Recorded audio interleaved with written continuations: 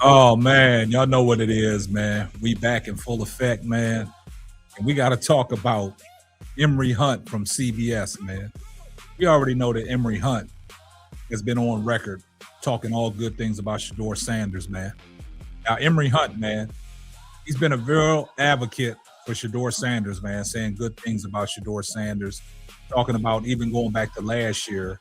We know that Emory Hunt spoke volumes about Shedeur Sanders, said he should have been starting over Dylan Gabriel. He gave Shedeur Sanders rave reviews, and just a lot of things that people have been saying, but Emory Hunt's been on record and telling people, whoever wants to listen, that Shedeur Sanders is that man. Shedeur Sanders is the person that will lead the Cleveland Browns. Now, we're going to talk about some things, what Emory Hunt had to say right after this. What we talking about? What's up, K-Sap? Yeah. James Ford, that's me. Let me talk to him. Let's get it. I'm simply ball dropping, simply ball dropping. Okay. Chopping up these topics, man, I'm simply ball dropping. Driving coast to coast, making moves, ain't stopping. Driving coast to coast, making moves, ain't stopping. Nah. Hey, let me put you on game. These other podcasts out here talking that shit, but ain't repping the same. It's my bro K-Sap, chopping up topics for your optics. From politics to your cockpits. Tune in, you gotta watch this. Exclusive material for your radio, stereo, pumping high definition. Stop what you doing and listen. We smashing all competition. You better jump on this wave. Somebody pass me a mic, man, I got something to say.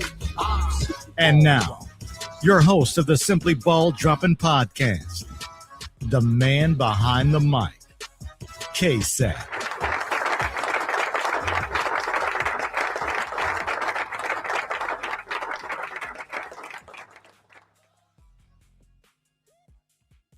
Well, guys, you know I got something to say, man.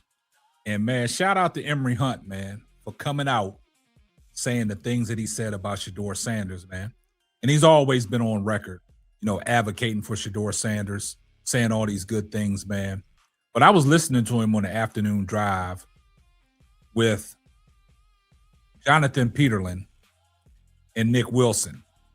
And he said some things, man, that probably people gonna probably raise their eyebrows about, but he stood 10 toes down when it came to Shedeur Sanders.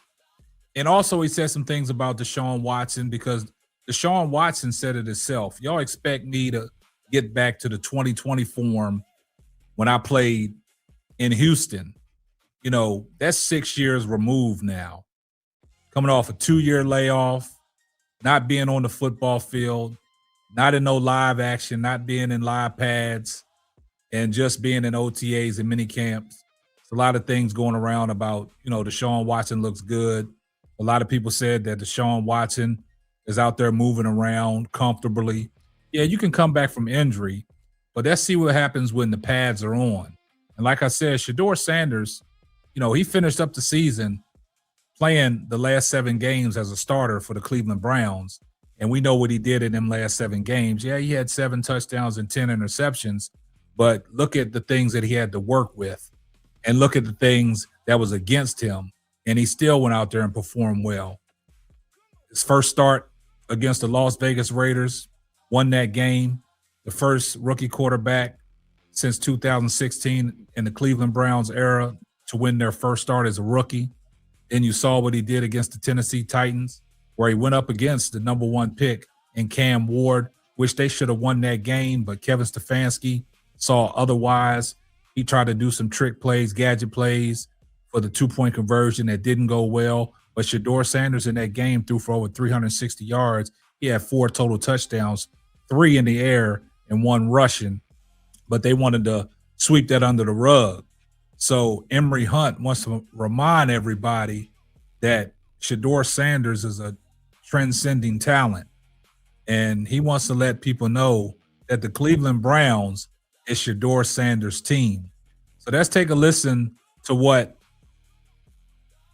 Emory Hunt had to say on the afternoon drive with Jonathan Peterlin and also Nick Wilson. Let's take a listen to what he had to say. No. Emory, you played the schedule game, and despite trading Myles Garrett, you still have the Browns as a 10-win team. Walk us through. Well, it was interesting because when we heard because I did the schedule game as soon as it came out. I'm talking about the official schedule, and I said the Browns can win 10 wins. I listed off reasons why. And then in that clip that went viral, I said Myles Garrett. Now, obviously, a couple of weeks later, Myles Garrett gets moved, and so they had me back on to talk about the schedule game again. But what made me go through the schedule and look at it again without Myles Garrett a part of the team was the fact that they got Jared Verse. And I felt like, okay, yeah, Verse is not Myles Garrett. Myles Garrett is an all-time great, future first ballot Hall of Famer, Cleveland Ring of Honor, all of those things. But Jared Verse ain't no slouch either.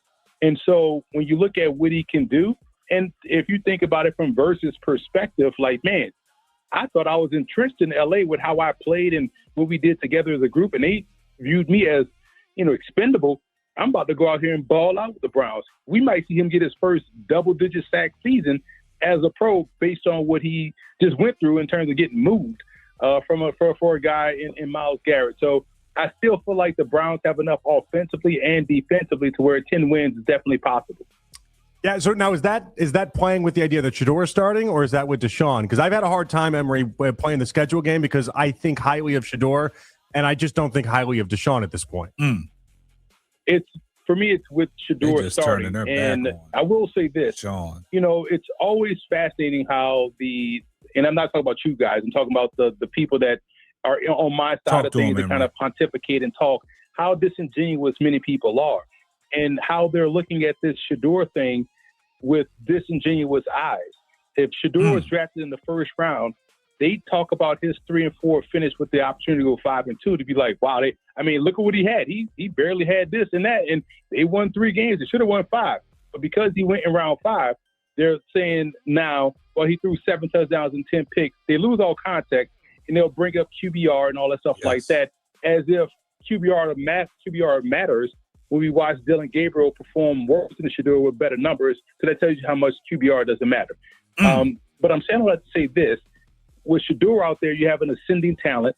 You have a guy that played good football, solid football with, considering the situation. And now you have better offensive weaponry around him. He has a stable offseason. And for Deshaun Watson, I just want to see him get back to that fluid throwing motion that we used to see from him in Houston. I said this is maybe the 2023 season or 2024 season when they played the Cowboys. And it was evident in that game he couldn't push the ball deep down the field. And it was frustrating because when you watched him in Houston, he legit threw the football like Warren Moon. It was a smooth stroke. He could throw it deep down the field accurately. And until I see him rip it like that again, then I would know for sure he's fully back. And it's unfortunate we're talking about something that happened in 2020 because we're 6 years removed from that. And he acknowledges the fact that he's not the same player. So we don't know what this version of Deshaun Watson looked like. But I do feel like at worst he gives you a solid veteran backup right now. But Shedeur Sanders is the ascending talent, and you want to maximize that with how well he finished last year. Now, you heard what the guys had to say, man, and you heard what Emory Hunt had to say, man, and it makes perfect sense, man, that Shedeur Sanders is the transcending talent, and this is Shedeur Sanders' team. And a lot of people might beg to differ, but Emory Hunt pointed out some great things about Shedeur Sanders. And he said the same thing I said about Deshaun Watson. Everybody thinks that Deshaun Watson is supposed to get back to that 2020 form, which was 6 years removed and, 2 Achilles injuries. So that's going to be hard to replicate. You know what I'm saying? So shout out to Emory Hunt for standing 10 toes down, coming out saying these positive things about Shedeur Sanders. And you got to understand something. In the grand scheme of things, he said Cleveland is a 10-win team if Shedeur Sanders is starting. So that makes clear sense. I know people don't want to hear that, but Emory Hunt been telling people for a long time. I see everybody in the comment section, #salute. And if you're not subscribed to the channel, do me a favor, hit the subscribe button, turn your post notifications on so you know every time Simply Ball drops another hot banger. Oh yeah, just in case I forgot. Tell a friend to tell a friend. It might not be for you, but it might be for them. And this is going to wrap up another episode of the Simply Ball Dropping Podcast. I'm your host and the man behind the mic, K-Sap. We're going to catch you on the next one. Deuces. Thanks for listening to the Simply Ball Dropping Podcast. Be sure to subscribe, like, and share on all major platforms.